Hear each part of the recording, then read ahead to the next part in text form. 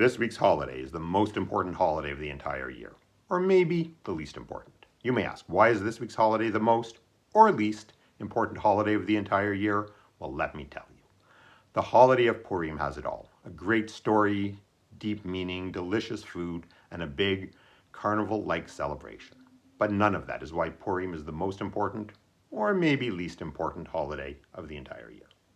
The question revolves around the prayers we say on Purim. Notably, we don't say Hallel like we do on every other holiday.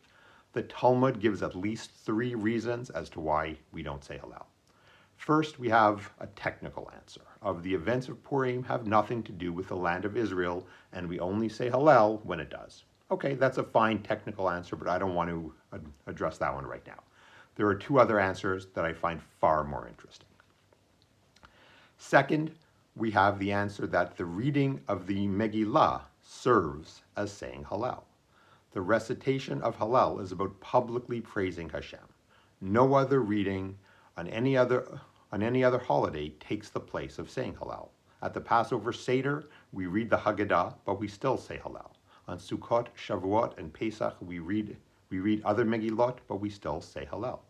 This answer seems to be saying that Purim is such an important holiday that recounting the story in and of itself is equivalent to the great praise of saying Hallel. Then we get into the final answer the Talmud gives. This one says that at the beginning of the book of Esther, we were slaves to Achashverosh, and at the end of the book, we remain slaves. This answer seems to be saying that we don't say Hallel because nothing happened.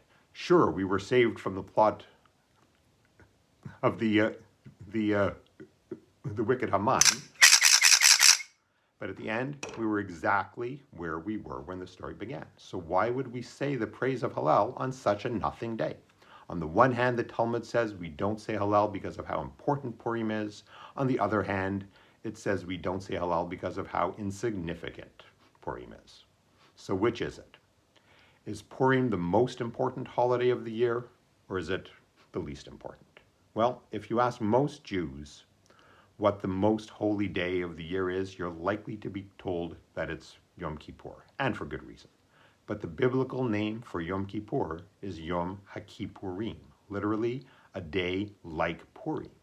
According to the Vilna Gaon, that which we accomplish on Yom Kippur with spiritual pursuits, we accomplish on Purim with physical pursuits. These 2 holidays are 2 sides of the same coin, 2 opposite halves of the same day. Rabbi Eliyahu Kitov writes, if one attains holiness through affliction and another attains holiness through indulgence, who is the greater of the 2? It may be said that the one who attains holiness through indulgence is greater, for the attainment of holiness through indulgence requires an infinitely greater degree of effort. Purim is the greatest of the holidays. One final thought. On Purim, it's a mitzvah to drink until you can't tell the difference between blessed is Mordechai and cursed is Haman. Public service announcement. Many great rabbis have argued that the proper way to fulfill this mitzvah is to drink only a little bit and then nap, because when you're asleep, you can't tell the difference between blessed is Mordechai and cursed is Haman.